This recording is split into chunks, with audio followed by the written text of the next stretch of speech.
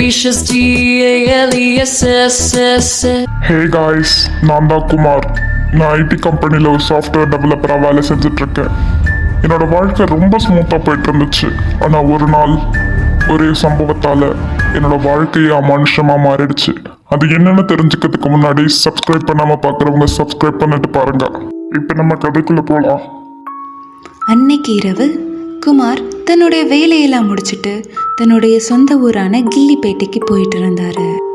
போற வழியில ஒரு சின்ன பையன் அழுதுட்டு இருந்ததை பார்த்து தன்னுடைய வண்டியை நிறுத்திட்டு, தம்பி, ஏண்டா இந்த நேரத்தில் இங்கே நின்று அழுதுட்டு இருக்க? எங்க அம்மாவுக்கு உடம்பு சரியில்லை. அவங்க சாப்பிடாதனால தான் உங்களுக்கு உடம்பு சரியில்லாம போச்சு. இப்ப சாப்பிட்றதுக்கும் எங்ககிட்ட எதுவுமே இல்லை. என்ன பண்றதுன்னே தெரியல. அதை கேட்ட குமார் தனக்காகவும் தன்னோட அம்மாக்காகவும் வாங்கிட்டு போன சாப்பாடையும் கொஞ்சம் பணத்தையும் அந்த பையன்கிட்ட கொடுத்துட்டு அங்கேருந்து கிளம்பி போயிடுறாரு. நடந்ததை எல்லாத்தையும் தூரத்துல இருந்து பார்த்துட்டு இருந்த பேய், இந்த உலகத்துல இப்படிப்பட்ட மனுஷங்களா இருக்கிறாங்களா? அவருக்கு மட்டும் நான் ஒரு நண்பியா இருந்தா எவ்வளவு நல்லா இருந்திருக்கும். அப்போ திடீர்னு ஒரு பேய் அங்க காட்சி அளித்தது. என்னடி இளவரசி, மனுஷ பையில பத்தி பேசிட்டு இருக்க மாதிரி இருக்கு. மனுஷங்களே இவ்வளவு நல்லவரா ஒருத்தவர் இருப்பார் நான் எதிர்பார்க்கல.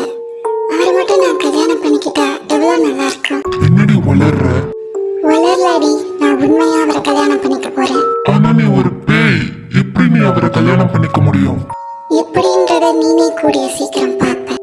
அடுத்த நாள் காலையில குமாரோட அம்மா ஆத்து பக்கமா வாக்கிங் போயிட்டு இருக்கும் போது, இந்த காலை பொழுது எவ்வளவு அருமையாக இருக்குது. பறவைகளோட சத்தம், இந்த மெல்லிய காற்று, குப்பையே இல்லாத இந்த அழகான நதி, மக்கள் குப்பை போடுறதை நிறுத்தினால எவ்வளவு அருமையாக இருக்குது இந்த நதி. அப்போ அங்க வந்த இளவரசி போய் குமாரோட அம்மாக்கு தெரியாம அவங்கள பின்னாடியில தள்ளி விட்டுடுது. ஐயோ, யாராவது காப்பாத்துங்களே, தயவு செய்து காப்பாத்துங்களே, எனக்கு நீச்சல் வேற தெரியாதே, யாராவது காப்பாத்துங்களே. அப்போ அந்த பேய் தன்னுடைய உருவத்தை ஒரு அழகான பொண்ணா மாத்திட்டு, கவலைப்படாதீங்க ஆண்டி, நான் உங்களை காப்பாத்துறேன். அந்த பொண்ணு அவங்க அம்மாவை காப்பாத்தினதுக்கு அப்புறம், என்னை காப்பாத்துனதுக்கு ரொம்ப நன்றிமா. நான் உன்னை இந்த ஊரில் பார்த்ததே கிடையாது, புதுசாக வந்திருக்கியா? ஆமாம் ஆண்டி, ஆக்சுவலி நான் இந்த ஊரை சேர்ந்த பொண்ணு தான். இப்போது நான் வெளியில் சிட்டியில் சாஃப்ட்வேர் டெவலப்பராக வேலை செஞ்சிட்ருக்கேன். எனக்கு மாப்பிள்ளை பார்க்குறதா சொல்லி எங்கள் அம்மா இந்த ஊருக்கு வர சொன்னாங்க. என்னென்னா என்னோடய ப்ரொஃபஷனுக்கு ஏற்ற மாதிரி யாருமே இந்த ஊரில் இல்லை. எங்கள் அம்மாவும் இதே ஊரில் தான் உனக்கு கல்யாணம் பண்ணணும், இந்த ஊரை சேர்ந்தவங்க தான் கல்யாணம் பண்ணணும்னு சொல்லிட்டாங்க. அதனாலேயே என்னோட கல்யாணம் கொஞ்சம் டிலே ஆகுது ஆண்டி. அதனால அம்மாவும் கொஞ்சம் ரொம்ப சோகமாக இருக்காங்க. அட, என் பையனும் சாப்பிட்டு டப்பில் தான் வேலை செய்கிறான். என் உயிரை வேற காப்பாற்றிருக்க, இவ்வளவு நல்ல பிள்ளையா இருக்க. நீ மட்டும் என்னோட மருமகளாக வந்தால் எவ்வளவு நல்லா இருக்கும். என்ன ஆண்டி சொல்கிறீங்க? அட ஆமாம் பொண்ணு, நீ மட்டும் என் மருமகளாக வந்தினா ரொம்ப ரொம்ப நல்லா இருக்கும். நாளைக்கே உன் வீட்டுக்கு வந்து நான் பேசுகிறேன். கொஞ்ச நாள்லே அவங்களுக்கு கல்யாணமும் ஆகுது.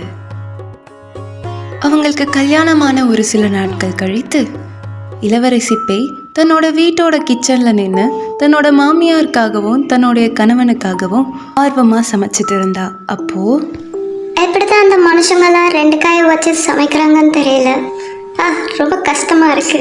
ஆனால் நல்ல வேலை, நான் ஒரு பேயினால நான் எப்படி வேணா சமைக்கலாம். சீக்கிரம் சீக்கிரம் வேலை ஆகட்டும். என்னோட மாமியார் வீட்டுக்கு திரும்புறதுக்குள்ள சீக்கிரமா நம்ம முடிக்கணும். இளவரசி பேசினது, அவளோட பவரை யூஸ் பண்ணி சமைச்சது எல்லாத்தையுமே தோட்டத்து பக்கமா நின்றுட்டு இருந்த குமாரோட அம்மா எல்லாத்தையும் பார்த்துடுறாங்க. அதை பார்த்து பயப்படவும் செய்கிறாங்க.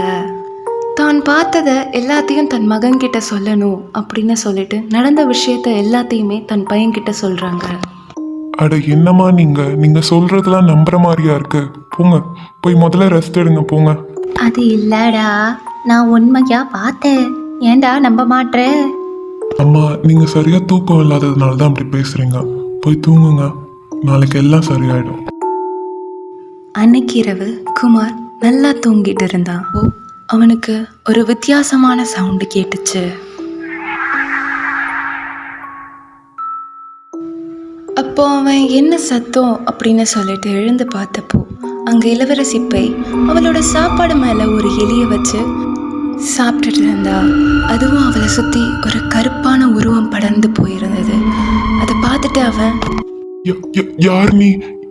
உண்மையாவே எங்க அம்மா சொன்ன மாதிரி நீ ஒரு பேயா? குமார், நான் உங்களுக்கு எல்லாத்தையும் பொறுமையாக அடுத்து சொல்கிறேன், கொஞ்சம் பொறுமையாக கேளுங்க. எதுக்காக குமாரை கல்யாணம் பண்ணா அப்படின்ற எல்லா விஷயத்தையும் குமார் கிட்ட சொன்னதுக்கப்புறம் தயவு செய்து என்னையும் எங்க அம்மா விட்டு போயிடு, தயவு செய்து போயிடு ப்ளீஸ், உனக்கு எஞ்சி கேட்குறேன், தயவு செய்து போயிடு. இதை கேட்ட ராணி பேய் ரொம்ப கஷ்டப்பட்டுட்டு திடீர்னு அவளோட பேய் உருவத்துக்கு மாறுறா. அதை பார்த்த உடனே குமார் மயக்க போட்டு கீழே விழுந்துடுறான். உங்களை விட்டு நான் போக போகிறேன் குமார், போயிட்டு வரேன். ஒரு சில வாரங்கள் கழித்து ஒரு நடு ராத்திரி இருக்கிறப்போ திடீர்னு குமார் எழுந்து அந்த பேய் தன்னை எங்கே சந்திச்சதுன்னு சொன்னானோ அந்த இடத்துக்கு போகிறான்.